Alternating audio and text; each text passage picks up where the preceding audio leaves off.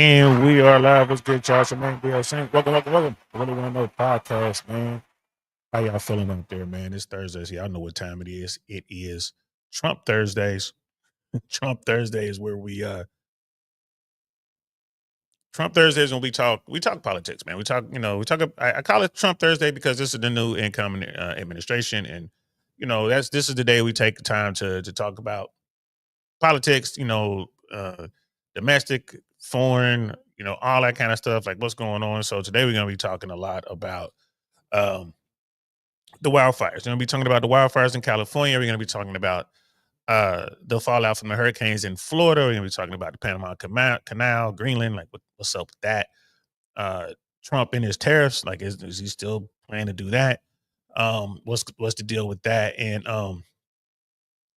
then another thing we're going to talk about is what happens if the Trump administration fails to do the things that Trump said that they were going to do? What if it fails to meet the expectation or fulfill the promises made on the campaign trail and all that? So we're going to talk about that today. Hopefully we can get it all in. Hopefully we can get it all in. Today I got a comedy show. The second Thursday of every month we do comedy in Ybor City here in Florida. It's been really cold in Florida. I doubt if we have folks come out. Floridians don't like to come outside when it's cold. Like if it's below 60 degrees, they don't like coming outside. And if the wind's blowing, forget about it. But it is what it is.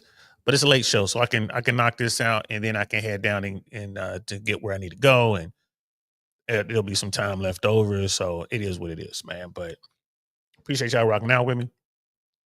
But as always, like, subscribe, share, all that good stuff. So yeah. Let's get into Trump Thursday. And we are live. What's good, y'all? Welcome.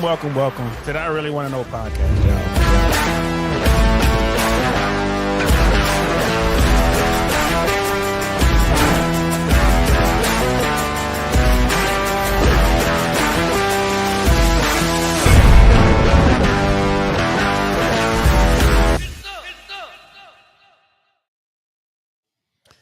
Get some indeed. So yeah, guys, happy 2025. We're in it now. We're 9 days into the new year. So that's it. We're here. We're in it. It's here. It's no dream. It's what it is. So we're going to continue to move forward and do what we got to do over here. I'm excited. Like we said before, man, got some big things brewing. Next month in a few weeks here, we're going to get started with some pretty cool stuff on my end. I look forward to that. I'm really excited about that.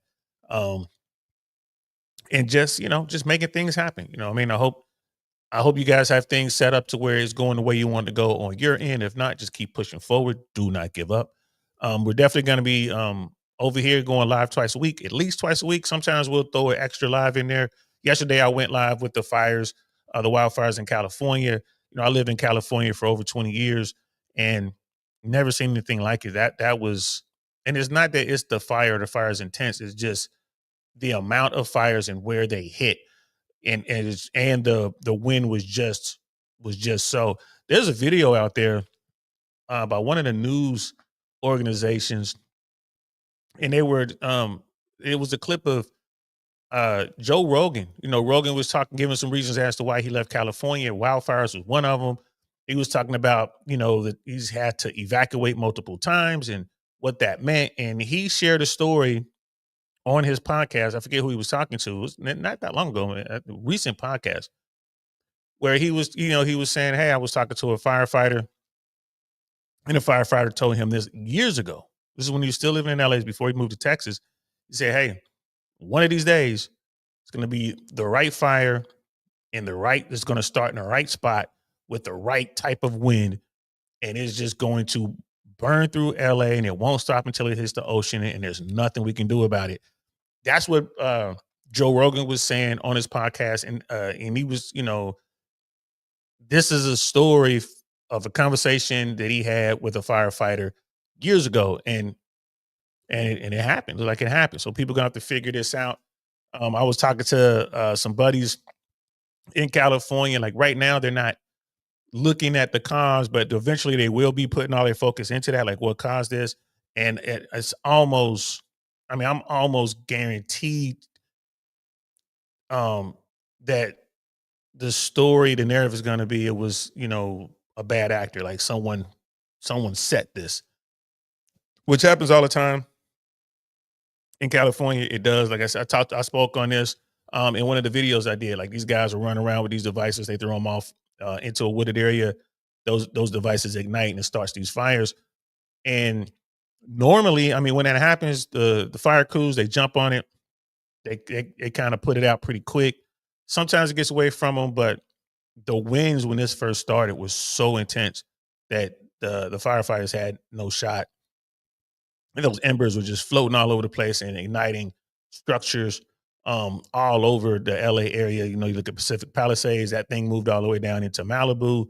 Northern Santa Monica was worried that they might have some issues there. You saw what happened in Altadena. They had a fire that sparked uh, in West Hollywood. They call it the Sunset Fire. It was like Runyon Canyon was hit and it kind of ran up the hill in that area. I don't think it hit any residential homes. I'm not sure. Then you also had a fire start in Studio City that night. This was last night. Like Studio City, in that fire, apparently that fire started within the home. It had nothing to do with the big wildfires that were going on the other side of the hill. But this thing was massive, and it threatened other homes in Studio City. Which when I saw that, I'm like, bro, I used to live in Studio City. This fire was walking distance from where I used to live. Crazy. And also there was a fire in Altadena, and there's also a fire like in an Acton area. So like you had these wildfires everywhere, and then there was another one that was reported, although I didn't watch or read anything on it, that at some point over the night, last night, a fire started in the Sepulveda Basin, which is San Fernando Valley, right there, 405 freeway areas, Sepulveda Basin, real close to the Van Nuys Airport. There's been fires there before. So I'm just looking at this. You have all these fires just popping up. And luckily for the people in California, the winds died down and, the firefighters are able to at least get a handle on some of these fires. But the forecast is for higher winds tonight. So that could absolutely be a problem if the winds kick up. And it doesn't take much. If the winds get up to around 40 knots, like 40 miles per hour, let's say, let's get up around that 40 miles per hour, 45 miles per hour. That's enough to blow those embers wherever and start more fires all over the place. So let's just hope that the winds stay down.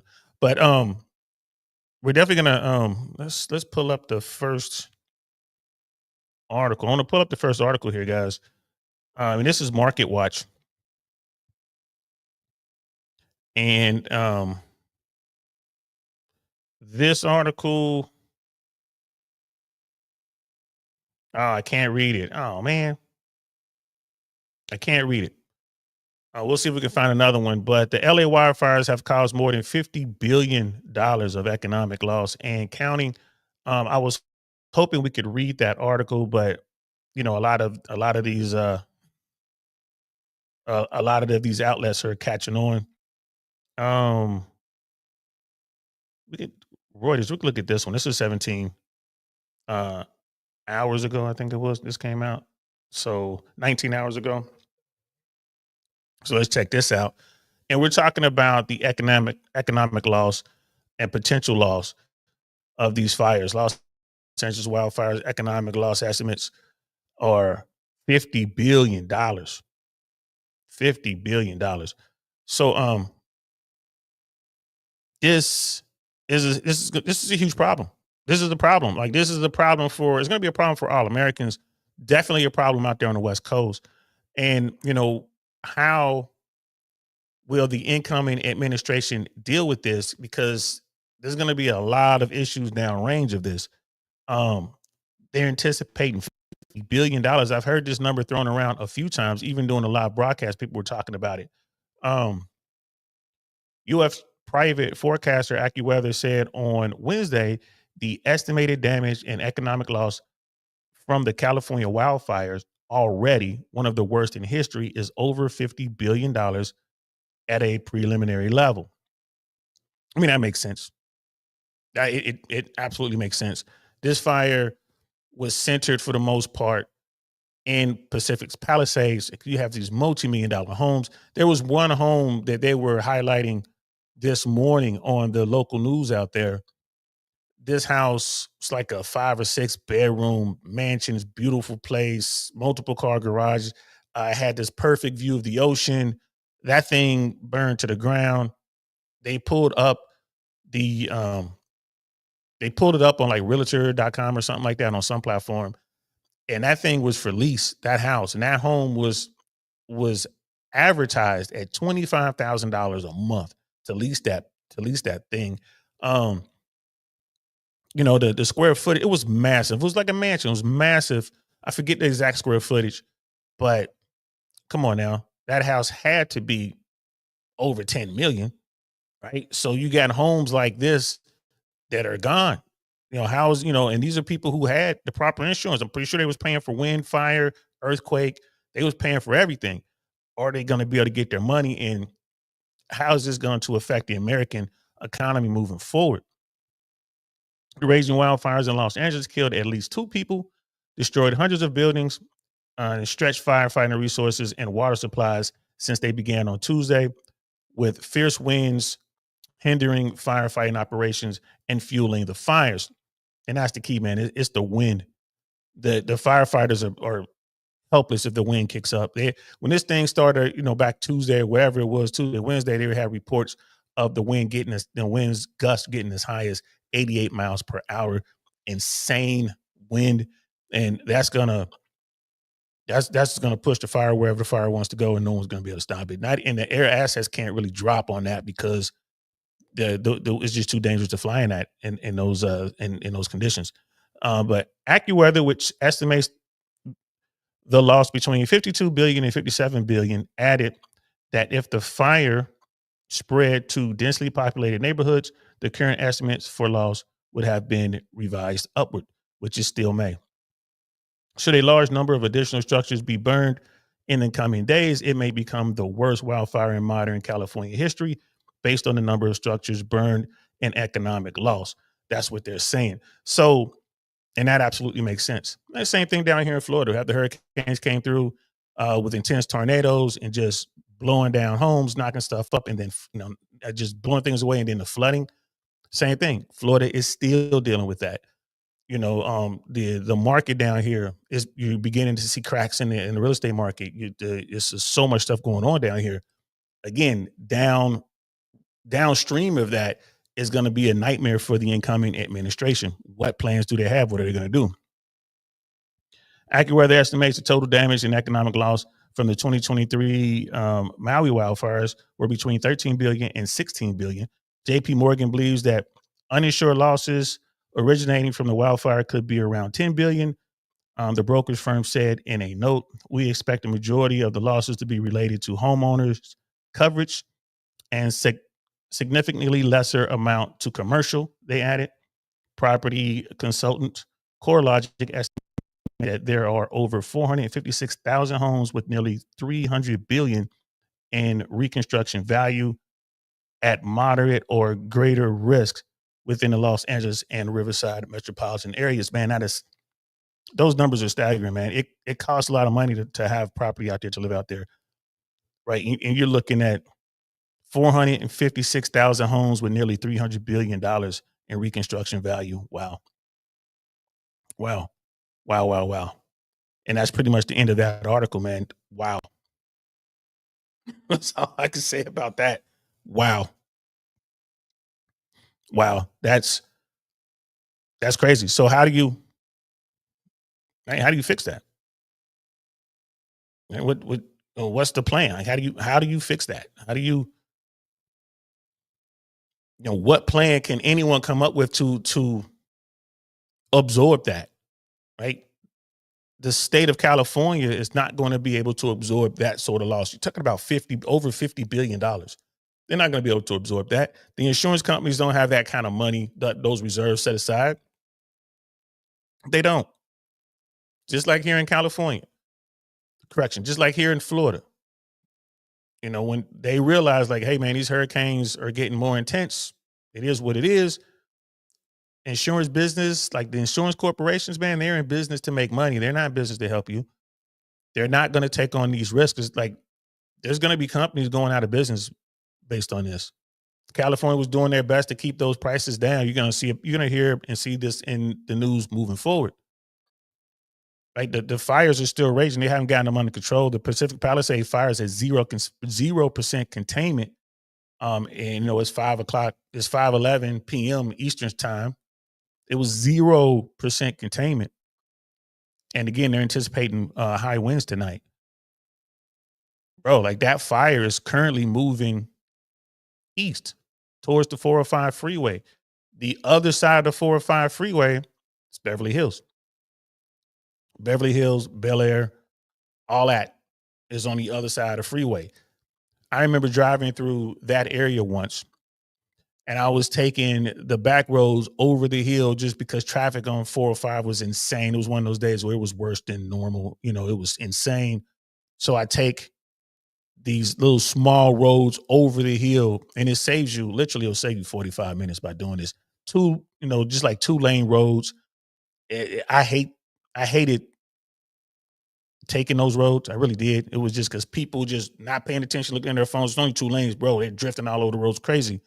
But I remember driving up these roads, and one portion of the trip, the trees formed like a tunnel, like this canopy. On both sides of the road, these trees kind of came over and they kind of joined over the top. I mean, it was absolutely beautiful. But if fire gets to that, that's going to be a nightmare.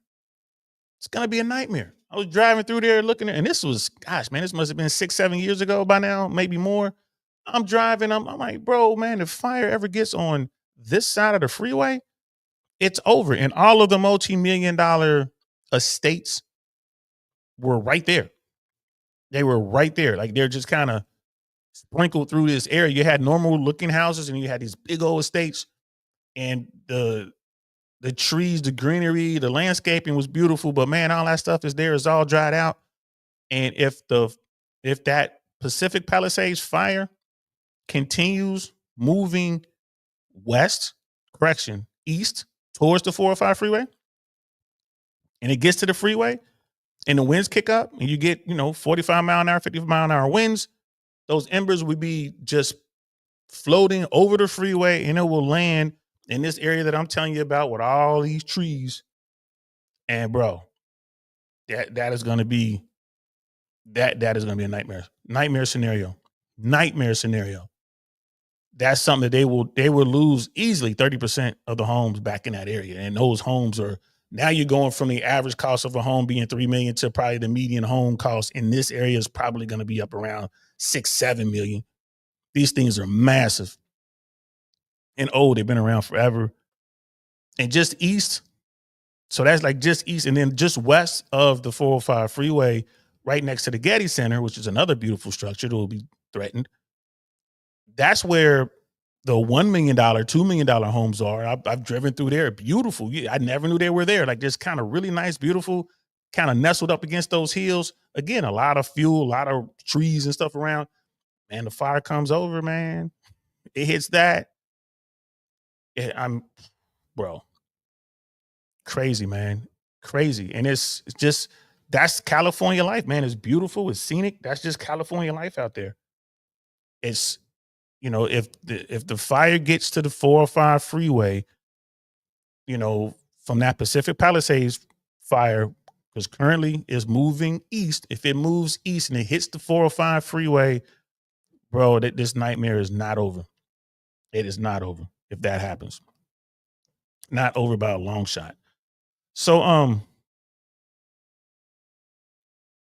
this is definitely going to affect the administration because California, Florida's already looked for help. I think there was the latest budget that was passed included help for Florida, for Georgia, for the Carolinas with the last storm that hit. So you got that's going on. The states are going to look to the federal government for help. We already know that spending is out of control. We know what's going on with the American economy right now. We know what's going on with inflation. If the country prints more money, inflation is going to continue to rise, even though the Fed was trying to tell everybody that everything was fine. Don't worry about it. We're going to get interest rates down. We're going to get inflation down. But at the same time, we're going to raise interest rates. I think Americans, at least Americans who are paying attention, know like this is a problem. What do? You tell California no?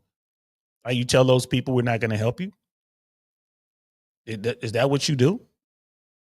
I I don't know how we handle that. So what's going to be the plan? We're not hearing anything. And here's the thing: like people, like, well, Trump's going to do this, Trump's going to do that. There's a lot of folks who look at Donald Trump as some sort of savior, and I don't get that. Like I don't get that at all. Like what can he possibly do? Tell me what he can do. Tell me what his administration can do.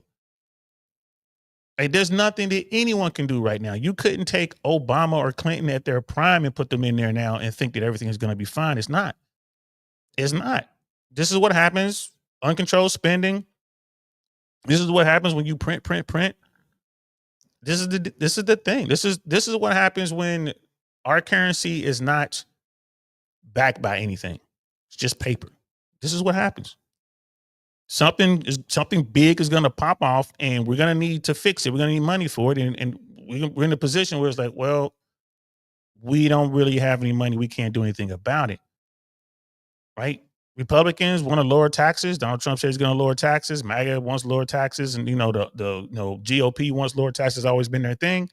But how how you going to lower taxes and then start new programs, right? So we're going to get into that. Like, you want to go through here and okay, well, Elon Musk and Vivek Ramaswamy are going to go in here with Doge, and they're gonna make cuts, and they're gonna save all this money from government. Like, no, they're not.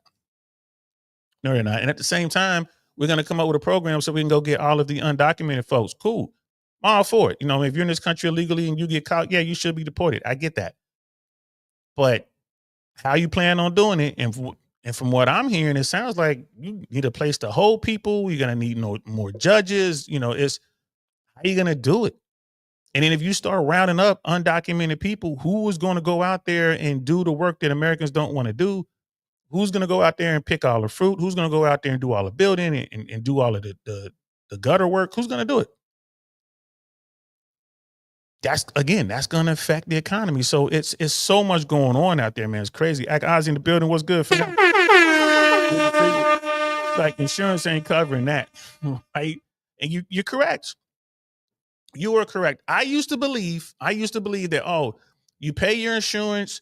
You've always paid your insurance for, 10, 20, 30, 40 years. Something happens. It's time to get the money that you've been paying. It's time to get the help that you need.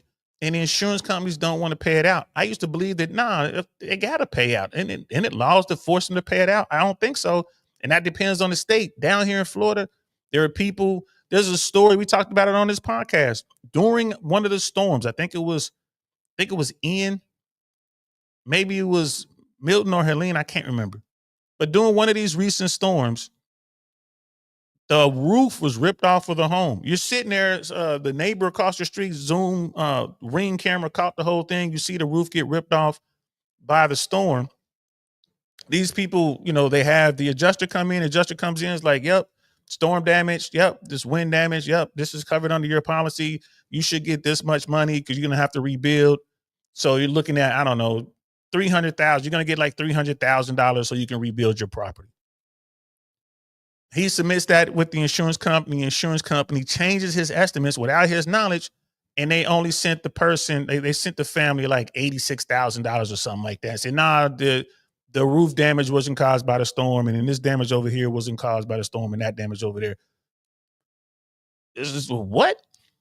And then here in Florida, like, just people trying to get permits just so they can work on them homes, work on their homes and get their stuff together. They can't even get the permits.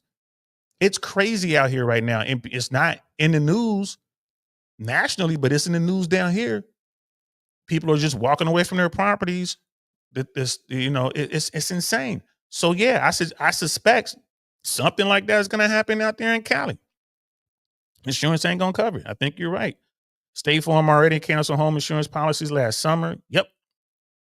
And in California, most of the big insurance operations have moved out of Florida years ago. So you have these companies that come in as kind of like shady companies, and then you have Citizens. I think it's Citizens Insurance or whatever, which is like the insurer of last resort here in Florida. And then the governor and his people were trying to force people off of Citizens, and bro, it's a mess down here. It's a mess, and it ain't getting any better anytime soon. I'm definitely gonna check that out. Appreciate that link, bro. We got brother Cody in the building. What's good, fam? See, they canceled that fire coverage 4 months ago. Whew. Man, that is insane, bro. And brother Actor saying, and if you have an existing policy, it's capped and wouldn't cover the average house in that area. I believe that. Insurance companies are trying to make money. They're in business to make money. They want to make as much money as they possibly can. Of course, they're not going to try to cover your stuff, and they're going to charge you the most that they possibly can, and they're going to try to hold on to that money when you need it. This is the stuff that gets people riled up. This is the stuff that I believe is dangerous in America, because now it becomes us and them.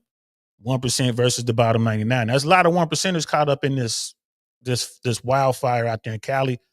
They have the money to rebuild. Again, fire season is every year in California. We've seen it before when Malibu got hit maybe 7 to 10 years ago. I can't remember how long ago it was, but Malibu's been hit before. Houses burned to the ground, and then those things were built right back up within a year or so. And I'm sure they didn't get insurance money for that. I back then I assumed it was insurance money, but it really was just the people who lived there. They were wealthy. They're like, we're just going to build back better, and that's what they did. But if you're not, man, it's crazy. Yeah, old boy stock is going up, bro, for sure, for sure. The 1% versus the 99, bro, the bottom 99. This is the kind of stuff. But again, it's a lot of 1%ers caught up in this in California. What's going to happen with them? They're going to leave. They're going to leave California. Like, I've had enough. They're going to go move somewhere else. Like, bro, I can go get a mountain view somewhere, or I can go, somewhere else if I want to look at some water. They're going to leave. They don't like losing money. They don't like losing money. So this is going to have repercussions downstream. Is the incoming administration ready to deal with this sort of thing? Man, I don't know. We won't know until they actually take office on the 20th. Like, I don't know. I don't know what's going to happen. I don't know. I listened to a lot of rhetoric. These when the wildfires began, there was a lot of talk coming from the incoming president. A lot of talk about Greenland and Panama, the Panama Canal. Still a lot of talk about that, bro. So I want to look in on that. Like, what's the deal with what's the deal with Greenland? What's the deal with the Panama Canal? All right, so let's see if we can find an article on that. USA Today has one. Let's look at this. Let's look at this article. And this is some sort of ad. Why does Trump want Greenland and the Panama Canal so badly? One reason may surprise you. We need Greenland for national security purposes, Trump said on Tuesday. I'm talking about protecting the free world. I haven't looked into this at all, bro. I've heard the talk a little bit. To me, it's just background noise. We're not taking Greenland. Are you serious? It's not going to happen. That's not a thing. So just have a look at this, man. Washington. Why is President-elect Donald Trump so committed to acquiring Greenland and the Panama Canal that he'd be willing to use military cohesion to get them? Okay. Is that what's going on here? The short answer is that Trump is jockeying for geopolitical supremacy over what he believes is an expansionist-minded China and Russia, two former top Trump national security aides told USA Today. China and Russia. They don't have that kind of pull, bro. They don't have that. I could be wrong. I mean, what do I know?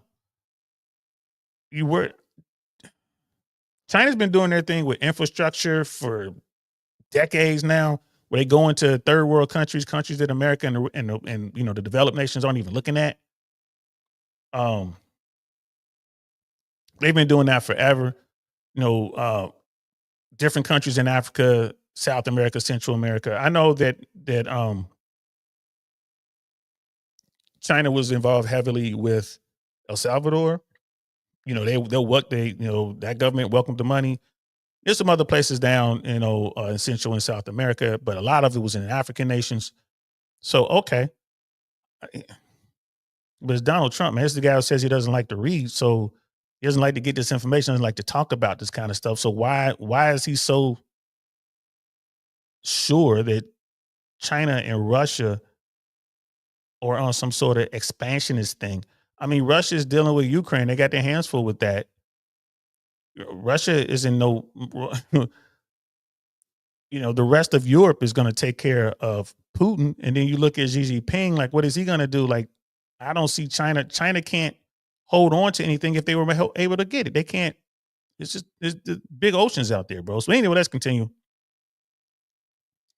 But Trump's concerns are also heavily influenced by something he often does not acknowledge: climate change and its growing influence on national security. Trump has had his eyes on the massive but remote Arctic island since his first term. He doubled down on that, and his interest in the coast to coast Central America waterway, that is the Panama Canal, in recent weeks as he prepares to take office. So, I mean, the Panama Canal, we had the agreement to give it back to Panama, and I understand a little bit about that, but yeah, the Panama Canal has serious strategic importance. But if anyone that has a problem with America, if there's any bad actors such as a China, Russia, whatever country comes in and seizes the Panama Canal or does some sort of deal with the country of Panama and America doesn't like it, I mean, bro, we have military assets down there, our Navy. What's China gonna do? I mean, seriously, what's China gonna do? If America has to step up, they'll step up. But I mean, trying to take Panama, I don't think that's the way to do it. I don't think that's the way to do it. This doesn't make sense to me. Like, it just doesn't make sense to me. On Tuesday, Trump went even further, refusing to rule out either military or economic cohesion when it comes to taking control of the canal, which is owned and operated by Panama and Greenland, a self-governing territory within the Kingdom of Denmark. So we're going to go to war with the Danes? I don't get it. We need them for economic security, Trump said at his news conference at his Mar-a-Lago estates in Palm Beach, Florida. The Panama Canal is vital to our country, he said at one point. At another, we need Greenland for national security purposes. Man, I don't get it, bro. I don't get it. This is what he's saying, but okay, how you going to take it? How you going to hold it? What's the plan here? There has to be something else to this. What's the plan? Meanwhile, Southern California is burning, right? Florida has insurance. We have insurance issues in Florida, Texas, Louisiana, all of the coastal states, California, right? And then I hear a lot of talk about renaming the Gulf of Mexico the Gulf of America.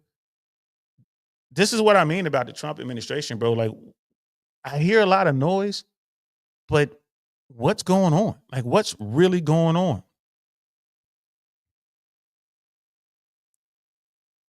It's Greenland, the key to the mythological Northwest Passage. When it comes to Greenland, Trump said he believes Denmark should give it up because we need it for national security. I'm talking about protecting the free world. And this guy's about to be president of the United States, and he's just telling other countries like, "Oh, y'all should just give us Greenland." Do the people of Greenland want to deal with American politics? Do they want to be American? It just doesn't make sense. This doesn't make sense to me, y'all.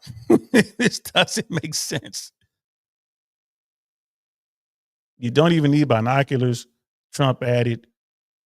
You look outside, you have China ships all over the place. You have Russian ships all over the place. We're not letting that happen. What is he talking about? What type of China ships? What type of Russian ships? Military vessels? What is he talking about? John Bolton, Trump's point man on Greenland and on his first administration, said the American political leader have been interested in gaining control of the island for more than a century. American political leaders have been interested in gaining control of Greenland for more than a century. I didn't know that. If that's true, I didn't know that. Trump didn't discover Greenland. Bolton, who was also Trump's first national security advisor, said in an interview, the U.S. has been worried about it for a long time.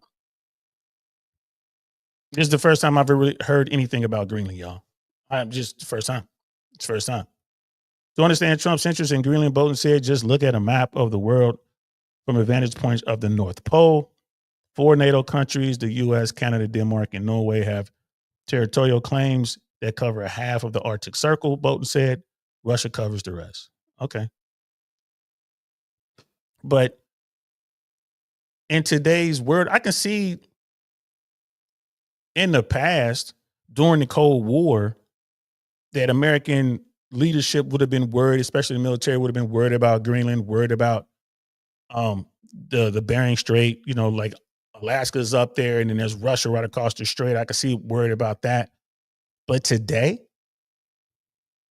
I don't know. Like tech has changed so much. Today, man, it's crazy. I don't know. Man, I don't know. China, Russia equal boogeyman, using them is an easy play. That's right. There you go. Yeah. Yeah. There you go. I can see that, bro. That is an easy boogeyman. It's an easy play. Hey, look at them. We gotta protect ourselves from them. Russia can't take Ukraine. That should tell you all you need to know right there as far as Russia is concerned. And China does not want to get involved in a real war, shooting war with America. No one does. No one does. China sees U.S. tech on the ground in Ukraine. The Chinese folks see that. Hey, bro, the Chinese military don't want to deal with American weapons manned by American personnel. They don't want to deal with that. They don't want to have to fight American pilots in the sky. They don't want to have to deal with the American Navy. It's just crazy.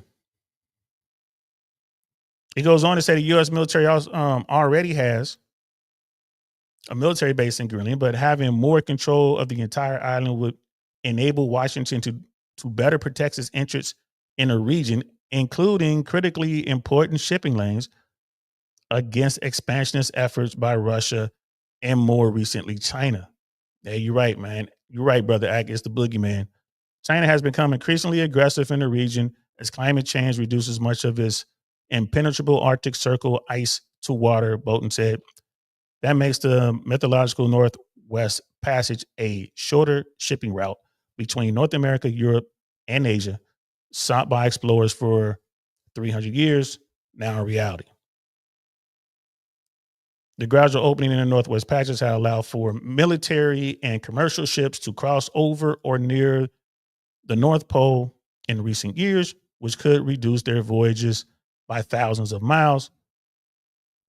So who holds the defense capabilities across the Arctic Circle is critical. This is what Bolton is saying, especially with global warming making the famous Northwest Passage now something that's real, and with China's interest in becoming a global power. I thought the Republicans didn't believe in global warming. The U.S. already has military base in Greenland, but is having more control of the entire. Oh, did I just read this? Oh, yeah, I did. Sorry about that. So there has to be, they must have discovered some natural resource there. There has to be some oil. Like, there's got to be some dead dinosaur up there, some natural gas up there, some precious metals up there. There has to be something in Greenland of value. I'm not buying this. Oh, the Northwest Passage is going to open and we need to control that. I don't buy that. I don't buy it. Like, China is going to get aggressive and Russia is going to get aggressive with their ships and just going to take over. That means they will have to deal with NATO and they will have to deal with American naval assets. They're not going to do that. At least I don't think they will. They could try. Who knows what's under there? Let's see this part. There's also an enormous bounty of precious resources believed to be buried under the ocean floor at the Arctic Circle and on Greenland itself. Up there it is right there. I knew it had to be something. Like, it had to be something. Like, there's got to be money involved, bro. Why would dude be going after it so aggressively? It's never been explored. People thought it was covered with ice. But as the ice melts, just like the Russian tundra, who knows what's under there? In his first, and that came from Bolton. In his first administration, Trump administration officials believe Greenland could have critically important rare earth resources that are now becoming harvestable thanks to the ice melt driven by climate change. Recovering them would make the U.S. far less reliant on China, which has much of the world stories of such materials used in computers, cell phones, and other high tech devices, according to Bolton and the second administrative official, Charles Kupperman. All right, so there it is. It's money. It's money. And that's the same thing with the Panama Canal. I think it's a play, it's money. I guess Trump was saying this our canal, we paid for it, and Carter got rid of it. So I mean, I don't even have to read the rest of this. It's a play, it's money. That makes sense to me. Why would Trump want all this, man? It's money. It's money. That makes sense. You want Greenland because there might be some liquid, some liquid dinosaur there. It might be some precious metals there. Want to control that. Okay. So what about the people who already live there? Don't they get to keep their natural resources and harvest it and sell it? Or are we supposed to just take their country? I mean, bro, you want to talk about a Debo move? Like that's strong arm, bro. That's crazy. That's crazy, bro. So yeah, it's money. Now I get it. Okay, it's cool. It's money, and I don't think America is going to sign off on something like that. I don't think Americans are about it like that. Like, oh, let's go in here and just take these people country so we can take their stuff. I mean, I know that's how America was built. That's how this country came about. The Brits came over here and, after, the War of Independence, we moved westward, and I get it. I know our history. It's not like we ain't done nothing like that before, but I just don't see that happening in modern times. We're just going to take Greenland and take their resources. If there's stuff up there, wouldn't the people of Greenland and I guess Denmark, wouldn't that be their resources? The Danes got a navy, right? They got military assets. That's crazy. That's it. There you go. Trump is right. National security equals national wealth. Did Trump say that? Wow. Wow. He on some Debo. And here's the thing. Why not? He's got 4 years, bro. I've said this to a few friends of mine. We talk about Trump. I'm like, look, bro, I don't think that Trump wants to hurt America. I don't think that Trump is necessarily anti-American. It's just Trump is going to do what's best for Trump, irregardless of what it means for the rest of the world. That's what I believe. I think Trump is going to make as much money as he can while he's president over the next 4 years. And that's how it's going to go. I mean, if his goals align with the American people, then cool.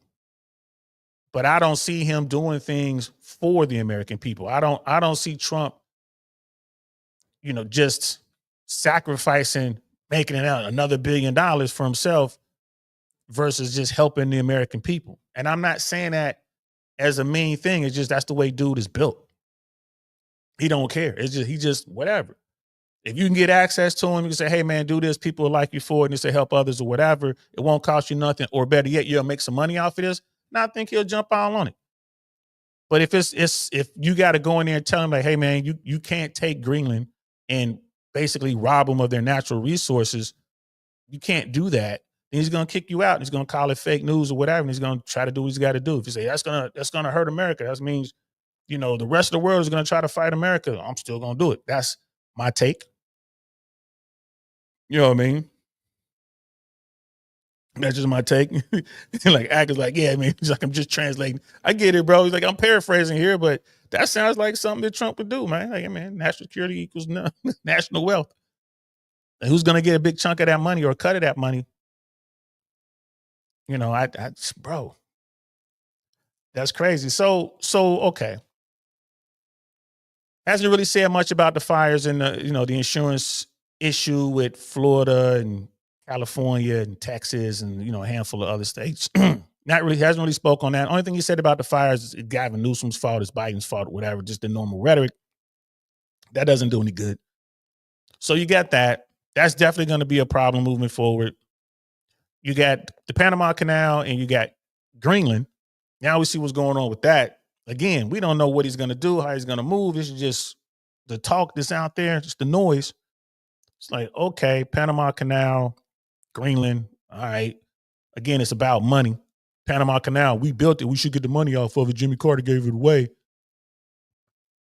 Damn, that's got to be a play for money down there. Two's not. Again, we got the Russians and the Chinese are the boogeymen. You know, everything is under national security, but it's really a play for national wealth. Okay, which means the 1% is going to get a huge cut of that. But there's also the talk of tariff, right? Day one, as soon as he won the election, he was talking about tariffs. Hey, we're going to slap a 25% tariff on Canada, 25% tariff on Mexico, an additional 10% tariff on China. We're going to put a tariff on every country we do business with, we trade with. This is going to be good for America. Like, when I heard that, like, what? All of the people in the financial spaces are like, bro, a tariff is another tax.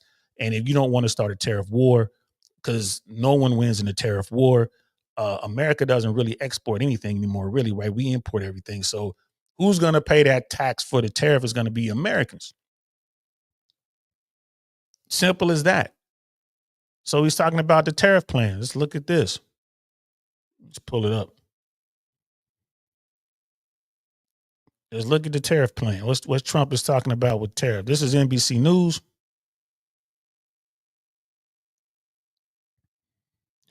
Trump's tariff plan loom over the year's biggest electronics show.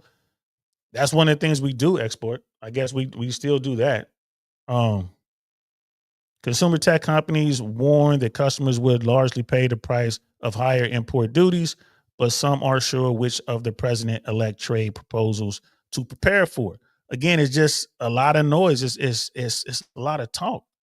And this was yesterday. This was January 8th when this article came out. It's just a lot of talk, man. Tech companies, big and small, are offering bold visions on artificial intelligence infused products that could be headed into our everyday lives soon, unless tariffs trip them up. That's the message from the head of the Consumer Technology Association, which is holding its annual electronics show in Las Vegas, less than 2 weeks before Donald Trump returns to the White House on a campaign promise to dramatically raise tariffs, also known as import duties or levies, on goods coming into the U.S. from abroad. Tariffs are bad, bro.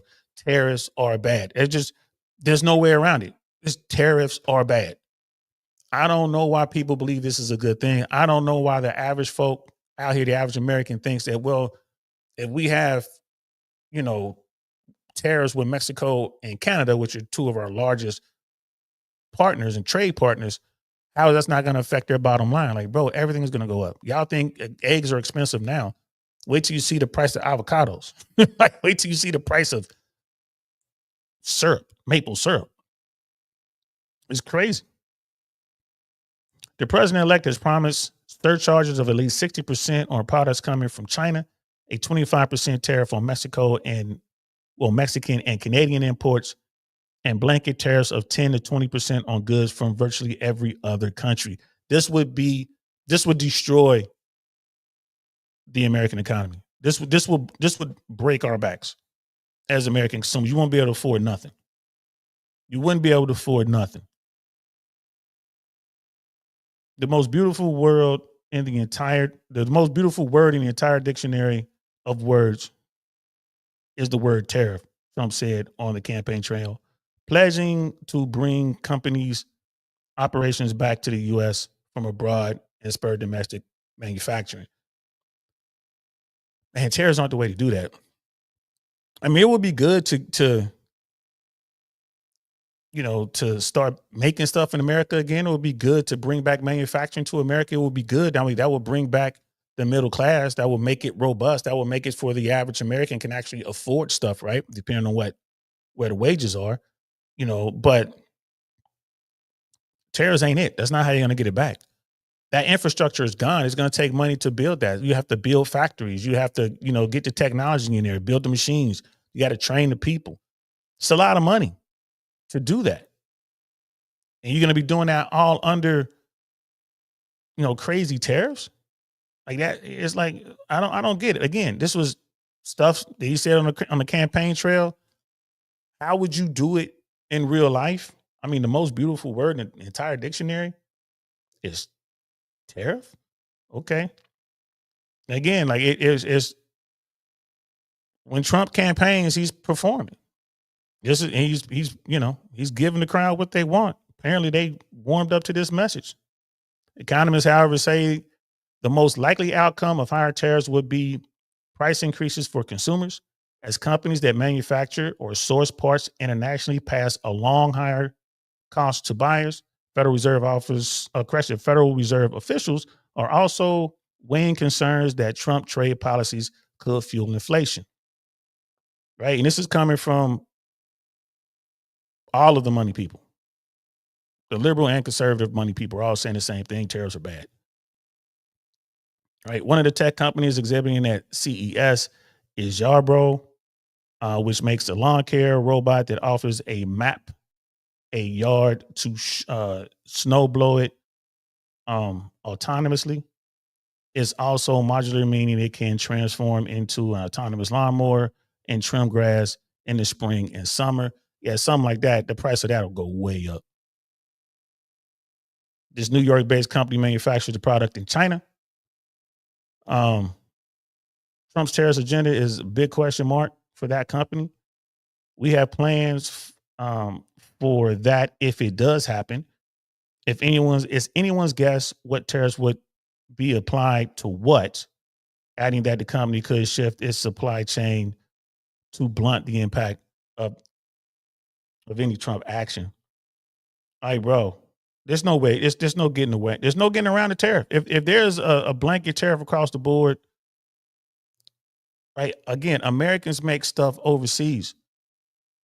The cars, American made cars are made overseas. They go down to China, across the border. I'm correction. They go down to Mexico, get some parts, cross the border, come back to America, get a part, go up to Canada, get another part, come back down. They source parts from overseas. I mean, bro, there's no way that there's going to be a tariff plan. A plan to tariff at that number, bro. There's just no way. There's just no way. There's just no way, bro. That so again, this is just it's noise. It's noise. And just so you guys know, all these articles in the description below if you want to go back and read them all. But when it gets into the numbers there are people there saying that Trump tariffs proposals would drive up average prices for laptops by $357, smartphones by $213, and televisions by $48. Right? Of course it will. Do you think the company's going to eat that? No, they're going to pass it along. They're going to pass it along, bro. The food that we import from other countries, there's going to be a tariff on that. So again, the cost of stuff like avocados go way up, or whatever food, it's going to go way up. I mean, it's everyone knows that, man. You can't win a trade war when you import as much stuff as we do in America. I don't think you can win a trade war, period.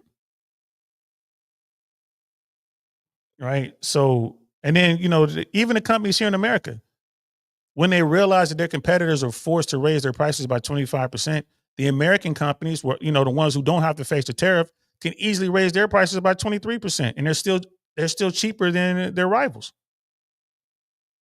So people are like, well, it's a good thing because all the foreign companies are going to be forced out of business and American companies are going to take over. Nah, the American companies are going to raise their prices too. They're going to raise their prices. They're going to raise it as high as they can, but still be, maybe a dollar or so under their competitor. You're going to go save that dollar or $10 or whatever it is. You're going to go in there and buy that product from that person, but they still raise the price. Man, it's crazy. I'm just kind of glancing over this article, man. It's stuff in there um, about the Federal Trade Commission, and they're trying to crack down on large mergers between these companies out here to kind of get around this. They want to skirt the stuff, and who knows how that's going to work. Damn, there's a lot going on, guys. There's a lot going on. This is crazy. So the last thing I want to end with this. I want to end with this. Chris Williamson, his show. There's a clip from his show, and they were talking about Konstantin Kizin, I think was his name, was on there, and they were talking, two Brits talking about American politics. But one of the questions that were asked is, what happens if Trump fails to deliver change? And I want you guys to check this out. It's pretty cool. When I saw this, like, what happens? And here's the thing. I want Trump to be successful because I want America to be successful. I want him to come in there with a cohesive plan to get stuff done. I want America to win. I'm not a Trump supporter, but I'm an American supporter. I'm Team America 100%. I want America to win. I wish I could sit here and say, like, yeah, I feel optimistic that the Trump administration is going to come here and they're going to make some good changes and things are going to get better for Americans. I don't know what the hell's going to happen. And it's hard to gauge because the rhetoric is all over the place. But let's listen to what this brother has to say. What happens if Trump fails to deliver change? That's an interesting question. I think all of the things that many of us have been saying about the decline of the West are going to come back 100 times, because what you then see is there's literally no way out. It's unfixable. There's no way out. There's no way out.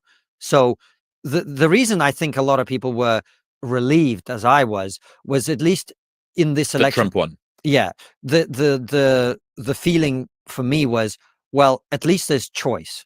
Like in the UK, you don't have choice on the issues that I care about, right? Which is our country being prosperous, immigration being beneficial to the country. I'm pro lots and lots of immigration as an immigrant. If it's beneficial to the country. I'm against even small levels of immigration that are detrimental to the country, and I'm completely against illegal immigration for that reason. Okay, he's saying that Americans had a choice, I guess, between what Trump was selling and what the Democrats via Kamala Harris was selling. And Americans chose Trump. What a lot of people failed to accept is, again, it was two horrible choices. Donald Trump, Kamala Harris, two horrible choices. America chose between those two things, like the better of the two evils or whatever. Like I said, it was just a shitty choice. It's like, okay, how do you want your shit? You want it liquid or do you want it solid? Whatever you choose, you're still stuck with shit. That's been my opinion. That always will be. It is what it is.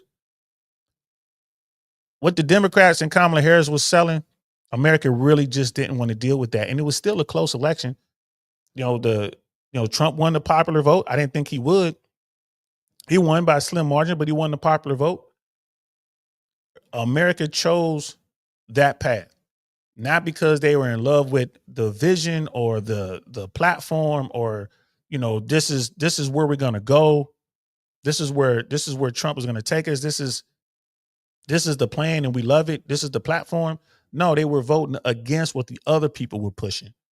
They really just didn't want to deal with what the Democrats were doing. That and the fact that the Democrats walked away from men. If the Democrats had just opened the doors to men and listened to male issues, the race was so close, that might have been enough to swing it, but they pushed men away. They only had two choices, so the guys went with Trump. At least that's my take on that. So you say there was a choice, but was it really a choice?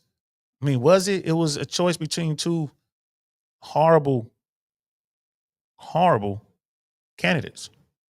And as you know, I get the woke shit, grinds my gears. So on all of that stuff, we don't have a choice in this country. We haven't had a choice for 14 years. The conservative government that's just left is virtually indistinguishable from the Labour Party that's just come in, to the point where the Labour leader is attacking the Conservatives for their failure on mass immigration. And everyone's going, well, he's got a point. I mean, he's going to make it worse, but he's got a point. Do you know what I mean? So in America, at least the feeling was, well, okay, they actually have choice. They can choose if you don't want this continued slide into managed decline, you can vote for something else. Pivot. If you vote for that something else and you don't actually end up having that choice, then you're in deep Holy trouble. fuck. And as you probably know, in the fringes of right-wing discourse, the Curtis Yarvins of the world. Not super familiar. I've met Curtis, but I'm not super familiar with he's an interesting guy, but it's not even about him specifically. There are a lot of people who up until this point were increasing in profile because they were saying something that I don't necessarily agree with, but I see the logic of, and that is, what good is democracy if you can't vote for the things that you want? If you can't vote your way out of this, is that democracy or is that a fake democracy? And therefore, if it's a fake democracy, then you're not living in a place of choice. You're living in a place where there's a tyrannical authoritarian structure that's telling you, you must have net zero, you must have woke, you must have DEI. It's just got a much more sophisticated delivery mechanism that makes you feel like you're playing the game. You're living in the matrix. So they're talking UK politics right now. I don't understand the parliamentary system over there and how it works, but I do understand how it works over here. Donald Trump got in. He won. People call it a mandate. I mean, he ran the board on the Electoral College, which was amazing. He won the popular vote. That hasn't happened since George W. Bush, I think, in the second term. Actually winning the popular vote for Republicans. They have the House. The Republicans have the Senate. They have judicial, the Supreme Court. It seems like everything's lined up. It's like, oh, they got a mandate. But those are real tight margins in the House, real tight margins in the Senate. And there's a civil war with MAGA, Elon Musk, Vivek Ramaswamy, and then the GOP. So under that Republican umbrella, you got infighting. And Donald Trump has already made it clear to his MAGA folks that he's rocking with Elon Musk till the wheels fall off. Why? Elon invested $250+ million in this campaign. You could argue that without that money, Trump wouldn't have won. But here's the thing. They got to deal with midterm elections. And the administration is going in with an economy that's faltering. You have job numbers that don't look good, and unemployment is up. Companies are laying off folks across the board. Inflation is up. You're coming into a situation where you have natural disasters was going to need money to fix. Interest rates are up. The Fed is not trying to lower the Fed rate right now. They're just not trying to do it because they're still fighting the inflation. Right. And then overall, people are unhappy. Trump made a lot of promises. And I think he oversold the dream. He said what he needed to say to get in the office. Shout out to him. But now that he's the guy, he's coming in this Republican House, Republican Senate, very conservative court with the Supreme Court. Right? Whatever happens is solely going to be his fault. And by the time midterm rolls around, if Trump does any sort of tariffs, that's going to hurt Americans. If Trump is serious about deportations, talking about 1 million deportations a year or more, if he's serious about doing that, it's going to be a problem just between those two things. It's going to be a problem for the average American. And then Americans are drowning in credit debt. I mean, it's just that credit crunch. Americans can't borrow any more money. The average American can't, live in paycheck to paycheck. They can't afford to keep their houses. Look at what's going on with the spike in repossessions with homes out here. People are getting evicted from their apartments. Folks aren't earning as much money. They're getting laid off from their primary jobs, and they're trying to figure out how they're going to be able to pay the rent or keep the house heated. Like you got stuff going on now in the Midwest, like the central country, the central part of the country. There's a serious winter storm on the way right now. It's making it cold down here in Florida. It's 20 something degrees back home. It's like under 20 degrees last time I checked. It's insanely cold back home. You got to pay. That's a spike in energy prices. People are losing their cars. They can't afford their car notes. They can't afford the insurance.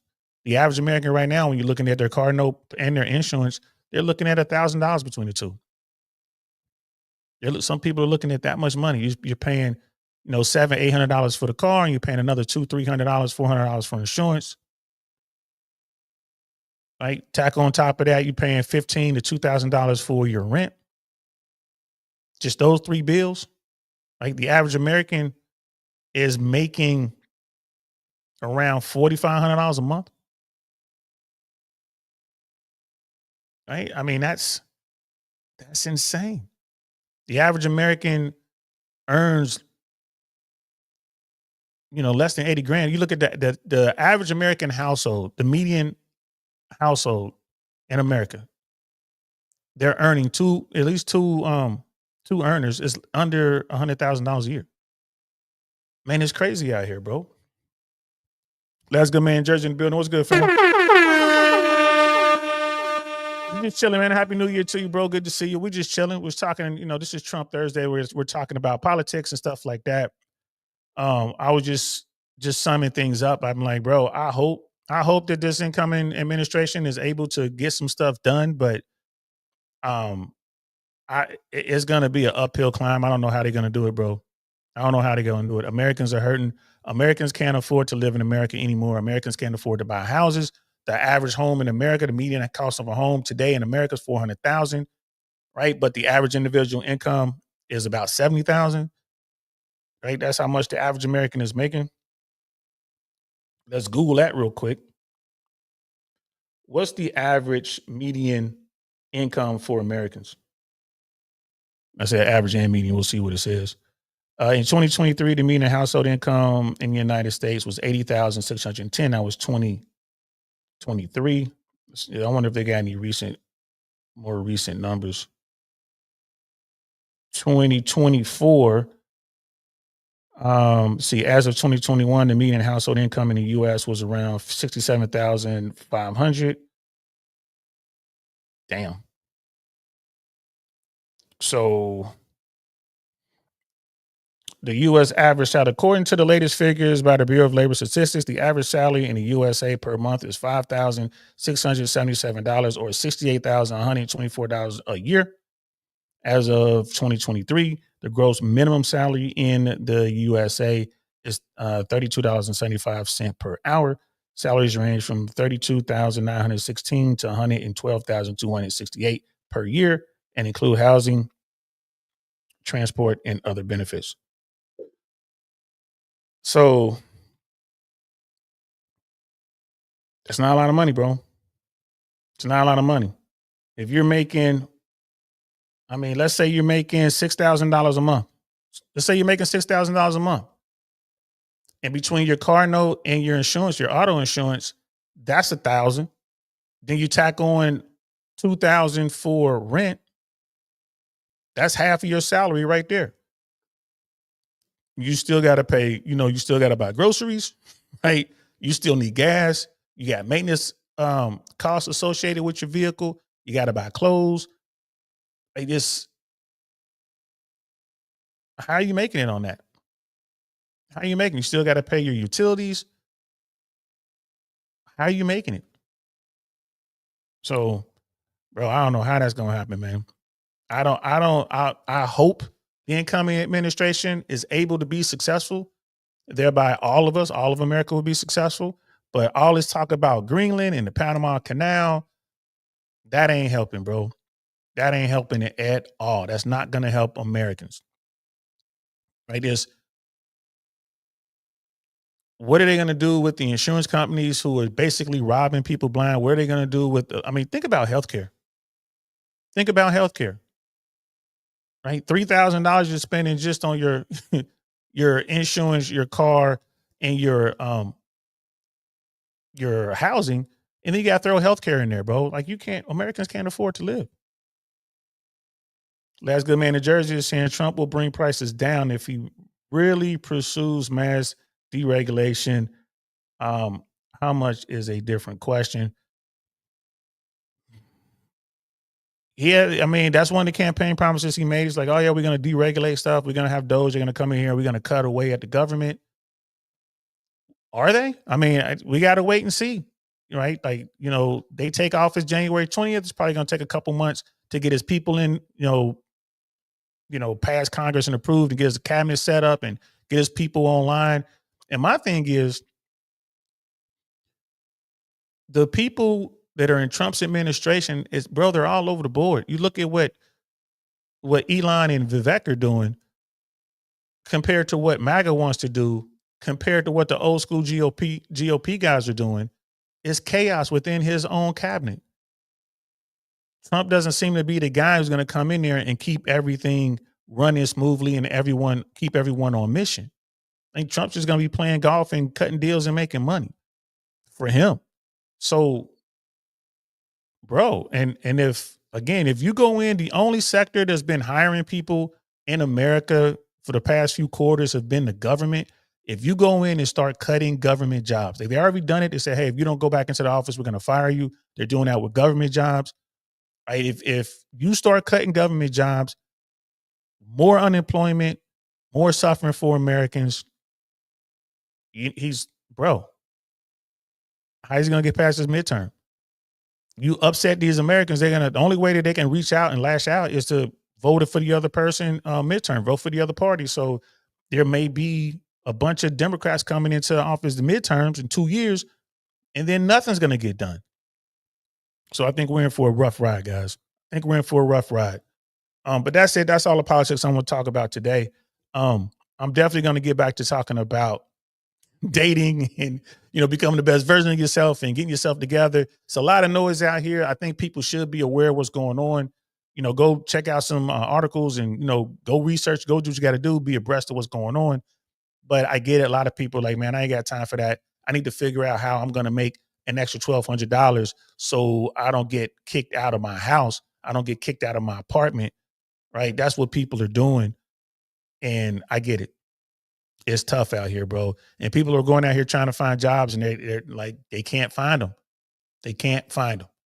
You're going in like, I think I'm going to, just to see what happens, I think I'm going to go and apply to McDonald's or Burger King or something like that, just to see if I get offered a position. Because I know for a fact, Lowe's and Target and it was another company, whatever. I know people who were trying to get on with them and they couldn't get hired. They couldn't even get an interview. They couldn't get past the AI. But we'll talk about that next week. Couldn't even get past the AI. So I'm pretty sure you can get a job at McDonald's or Burger King or something like that. But are they going to work with your schedule? Or are they going to tell you, you can come and work on this day and this day only? You're going to work this many hours. I'm just curious. I'm going to see if I'm going to apply and just see if I get offered a position. I'm going to apply and see how hard it is. Because people are saying they got all these jobs out here. Like, no, they're not. It's not a lot of jobs out here, bro. People are getting laid off left and right. And the corporations and the factories that are doing well, they're not hiring. They're still letting people quit and retire and resign or whatever, and they're not backfilling. So good luck out there, people. Good luck. I mean, we'll see how this plays out, man. I'm definitely going to keep my eye on it. I might be back on Friday or Saturday. We might have a Lit Saint episode, might be talking about some stuff. Definitely want to talk about what's going on out here. I had a lot of guys hitting me up about fashion, man. This is just a quick little teaser. A lot of guys are hitting me up about fashion and dressing better. And I just want to say this, guys. When we talk about fashion and having a style, that doesn't mean go out and buy designer stuff. Designer stuff means nothing. Designer clothing means nothing. You need to go out and find the clothes that you're comfortable in and look good in and get your confidence up that way.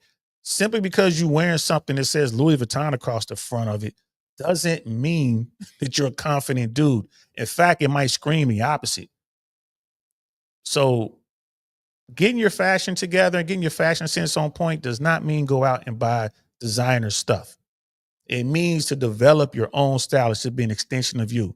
So guys, Just want to put that out there. When we talk about fashion and we say get yourself together, we're not saying run out there and spend thousands of dollars on designer stuff that you don't even like, but you're wearing it because it's designer. Don't do that.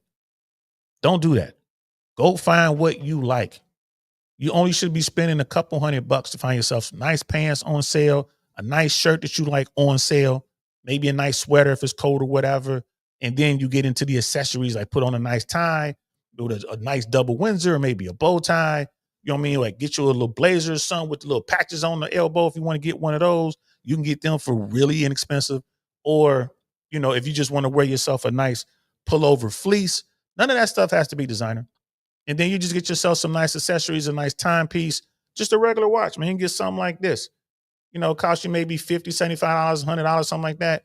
You can get you a nice little timepiece that looks good. Right? You know, it doesn't have to be a Rolex. It doesn't have to be, you know, something high end. Just normal. Right? So don't be running out there buying expensive clothes, man. Y'all don't have to do it. Don't be spending thousands of dollars on shirts and stuff like that, man. Don't make any sense. And you still, the key is to feel comfortable the way you're dressed and go out there and get your confidence up. Women will sense that and they will place themselves in your orbit. We'll be talking about that moving forward. Maybe Friday or Saturday night, we'll talk about that. Definitely Monday, we're going to put that on the agenda to talk about what's going on out here in these streets. With that, we're done, man. I got a comedy show I got to go do. So I appreciate y'all rocking out with me. And like I said, you're going to see me doing lives only twice a week for the most part. We're going to try to make this work. If not, you know, we might go down to once a week and who knows, like, you know, maybe I'll start editing videos and stuff like that. We'll figure it out as we moving forward. But like I said, I got a lot moving on this end. I'm going to be working with someone building out their platform and building their community. I'm looking forward to that. So, we're done here, guys. I'll talk to y'all later. Appreciate y'all rocking out with me. I'm DL Saint. This is I Really Want to Know podcast. I'll see y'all later. Peace. Nothing like I've ever seen. It's just a thing of beauty.